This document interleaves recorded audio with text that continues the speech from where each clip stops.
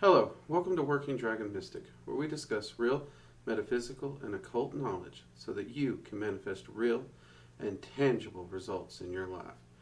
This week, we're going to be talking about planetary dragons, so stay tuned.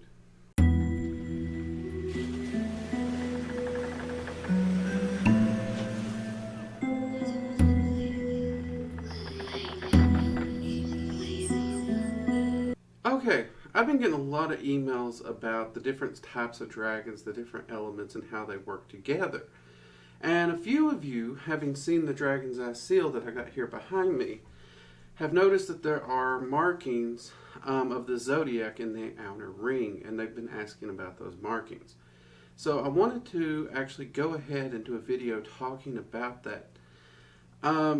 First off, we are going to do a video talking about the zodiac itself, but today I actually want to focus on planetary dragons. They are actually a thing. Now, this video is going to be an overview of planetary dragons and working with them. In the future, I am hoping to do a more detailed video for each grouping. So, first off, each of the planetary groupings, Sun, Moon, Mercury, etc., they don't have their own specific major ruler because these are what would be viewed as specialty dragons. So each of the planetary grouping, all those planetary energies, they would fall under the first four primary rulers.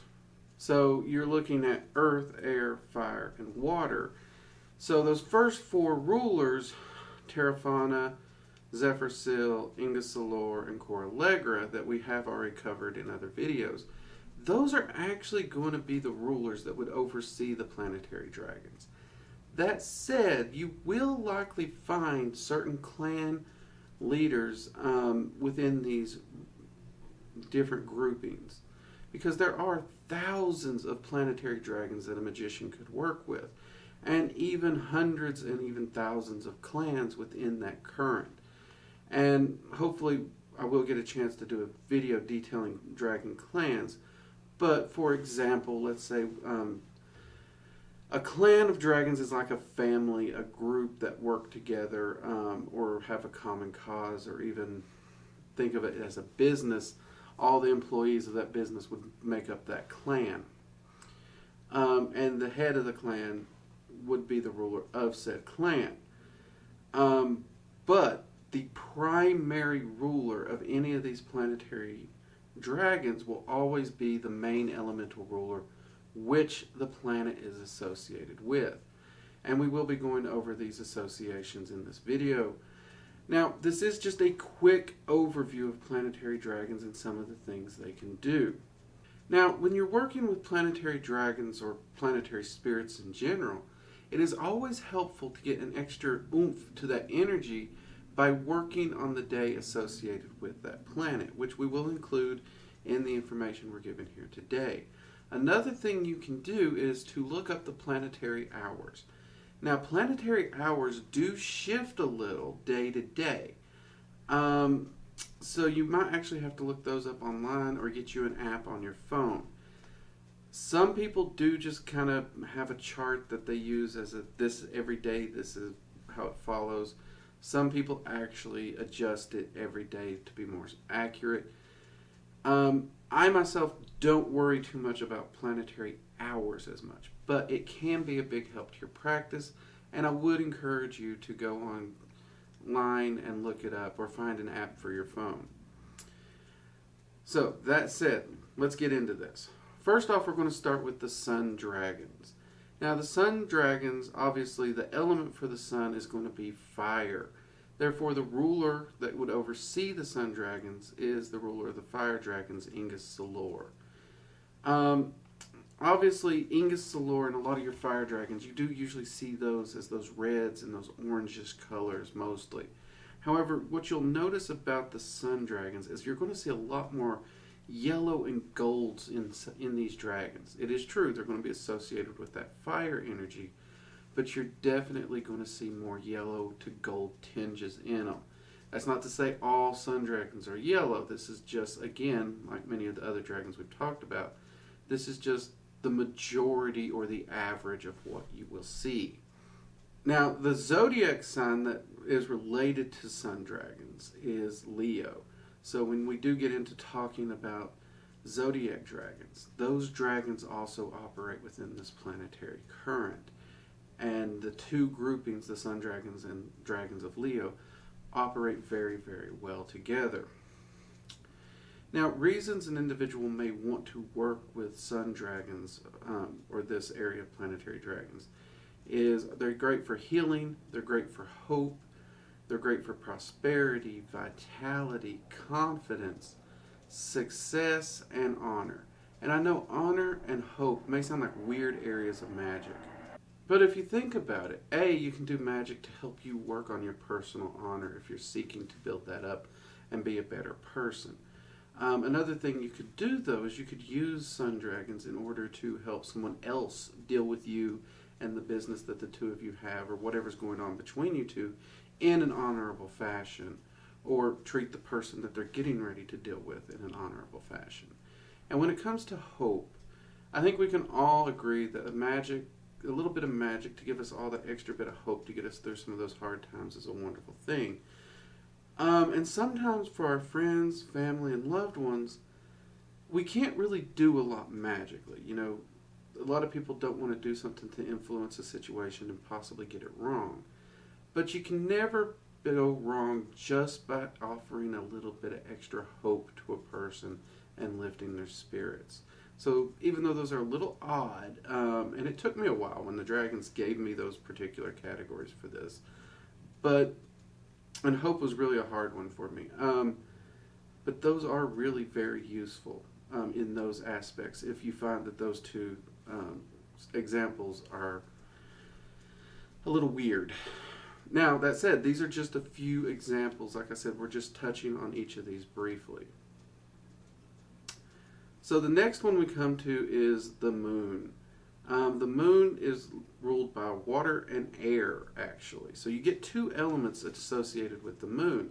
This means that the moon works as a cross-element current. Two elements working together and blending. Because of this, both the ruler of the water dragons and the ruler of the air dragons take part in this particular planetary current. And that would be Coralegra, the ruler of the water dragons, and Zephyrsil, the ruler of the air dragons. Now, these dragons, they definitely tend to lean into the silvery white style colors that you in their scales.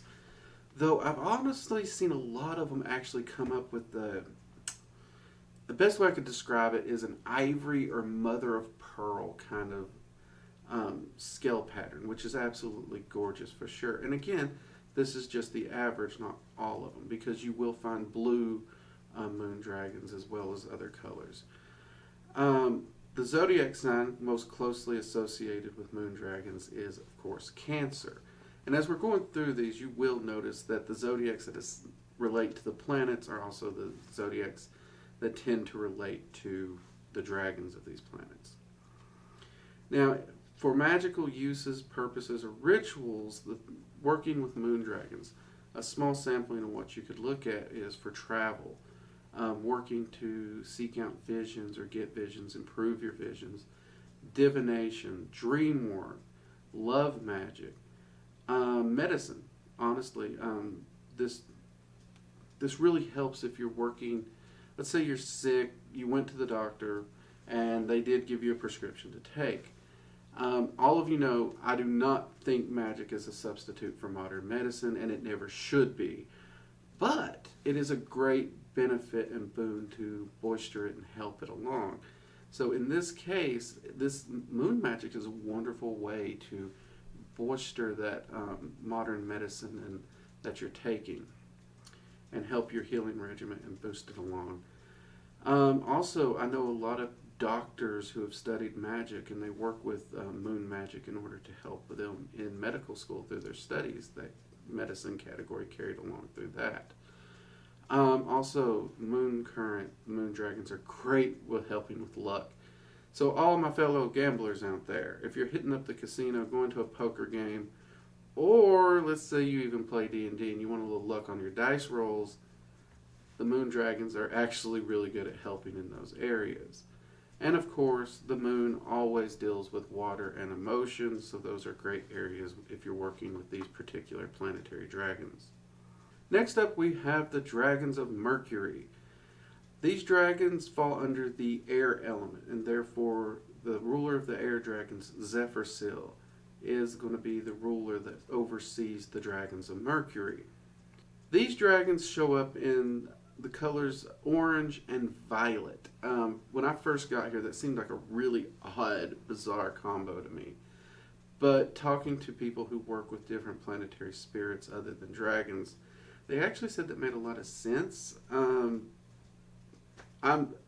I just kind of roll with it because, I mean, orange and violets aren't, well, okay, violets are kind of nice, but orange, I've never been a fan of orange, but they do tend to average out to be in those colors. Of course, the zodiac sign that is most related with Mercury is Gemini and Virgo. And I just realized we forgot to go over the days of these other ones. So for those who don't know, the Sun Dragons, the day of the Sun Dragons, the best day to work with them would be Sunday. That's where it's named after. And Moon Dragons, of course, Monday. So the best day to work with Mercury Dragons is often Wednesday. And the uses for Dragons of Mercury would actually be memory, intellect, science, business, poetry, singing and speech, things that deal with the ability to articulate, talk, vocalizing. Inspiration, power of the mind, non-emotional divination. So this is important. Mercury does not like to get muddled with the emotional stuff. So if you're working with Mercury in divinations, make sure you're really utilizing it to deal with non-emotional divinations. It's also great to help remove emotion from your divinations if you're worried that your emotions are clouding what you're getting through your divinations. I know this is a problem a lot of people struggle with, especially early in their practice. The next planetary dragons we have is Venus. Element, water. Draconic ruler, Coralegra. Day of the week that is best for working with dragons of Venus, Friday. Colors of the dragons of Venus, most common or averaged out, is a light blue, pink, and even reds. And I have on occasion seen green. The zodiac signs that most correlate with the dragons of Venus are Taurus and Libra. Common magics while working with these dragons are love, friendship, beauty, artistic inspiration, fertility, partnership, and compassion. Our next group of planetary dragons is Mars. The element of these dragons is fire, and so therefore Ingus Solor, ruler of the fire dragons, is the draconic ruler that oversees the dragons of Mars. Best day for working with these dragons will be Tuesday. Color, red, straight across the board. That is the most dominant color that these dragons show up as. And again, you will see a few deviations from this, but 90% of the time, these dragons really do like to manifest in reds. Zodiac signs associated with these planetary dragons are Aries and Scorpio. Common magics when working with these dragons is courage, battle magic, conflict, anything dealing with death, physical strength, defense, and endurance. Now, when we talk about battle magic here, a lot of people will jump to baneful magic. And it is true, baneful magic can definitely easily be viewed as battle magic. However, there are a lot of things you can do that are viewed as battle magic that's not necessarily baneful, but it will stop an aggressor, it will trip them up, it'll get them to leave you alone. So if you're not necessarily into baneful magic, these dragons can still help you in many ways in your practice and teach you how to defend yourself and how to fight off and deal with aggressors or enemies in ways that would better suit your personal philosophies. Okay, next up we got the Dragons of Jupiter. These planetary dragons are ruled by the ruler of air, Zephyr. And naturally, because of that, that tells us the element most associated with these planetary dragons is air. The best day to work with the dragons of Jupiter is Thursday. Colors for these dragons range from purple to blues, and the shading of the purple and the shading of the blue can really go across that whole spectrum. So you may see deep blues to sky blue to deep purples to a very almost pastel-y purplish color. And again, this is the average. This isn't a definitive rule. You will encounter dragons of Jupiter that does not necessarily fit those color patterns. That's just the majority. I'm sorry if it sounds like I'm beating a dead horse over those colors, but you'd be surprised how many people I constantly get emailing me and asking me questions about that exact thing. So I'm trying to be as clear as I can with it. The zodiac signs most closely associated with the dragons of Jupiter is Sagittarius and Pisces. Magical uses or common magical uses for the dragons of Jupiter. Again, we get that honor. It pops up in here. You get health, you get riches, you get luck, accomplishment, trade, and employment. And honestly, I think riches, luck, and employment seems to be the big thing that Jupiter's well known for. Practically every magician I know goes to Jupiter when they're looking at money style spells. So I'm not surprised at all that the dragons definitely help boost those. Alright, and our final grouping of planetary dragons are the dragons of Saturn. This is actually an interesting one because here you get two elements again. The two elements associated with Saturn are actually the Earth and the Maelstrom. So here we actually break from the common denominator of those primary four. So you do have the ruler of the Earth dragons, Terrafauna, here. But you also get that higher ruler in Tempestra. One of the ones that is probably perhaps the most feared of the draconic rulers to work with because of the sheer just drastic forceful change that that energy current can bring. And I'm not surprised to see this at all in Saturn. I'm really not. The two zodiac signs that most associate with Saturn are Capricorn and Aquarius. The colors that you'll find in here are definitely black, indigo, red. You'll also see that churning, like really electrical purples and blues and even like pinks almost in some of these dragons. It's being pulled from that Maelstrom grouping. Now, one thing I will point out, it does seem the Earth dragons tend to have a much larger foothold working with the planetary dragons here than the Maelstrom does.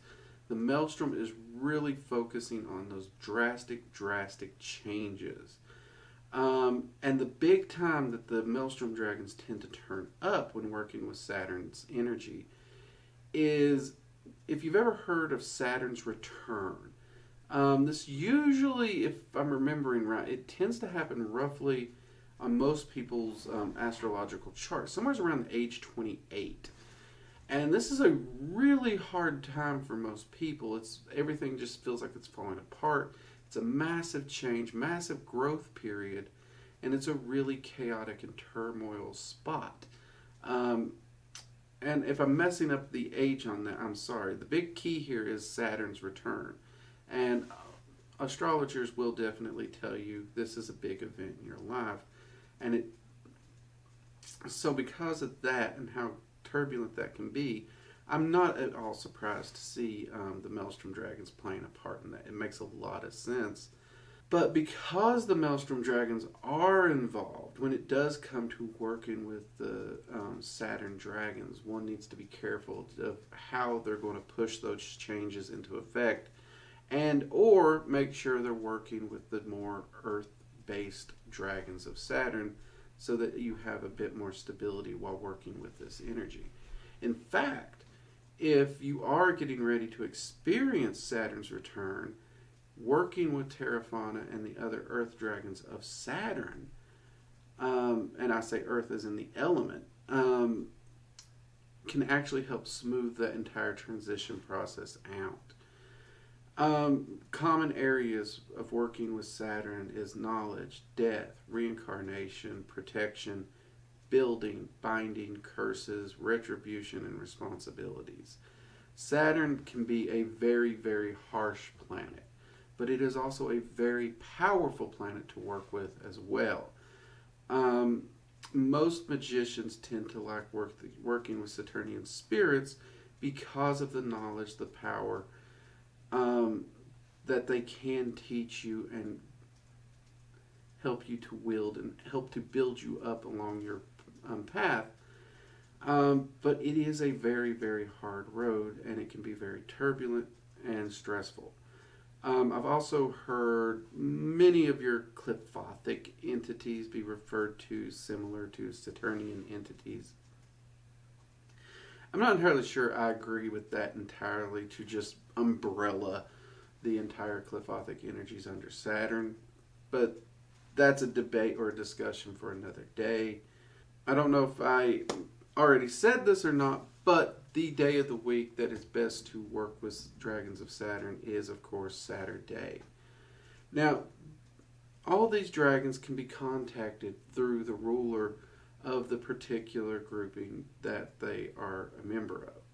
So, for that, if you're just starting out, you're new to Dragon Magic, stick with the first 4 primary rulers. You don't want to be reaching out to some of these higher rulers if you're not ready. They can definitely mess up your life just due to the drastic change and effect they can have.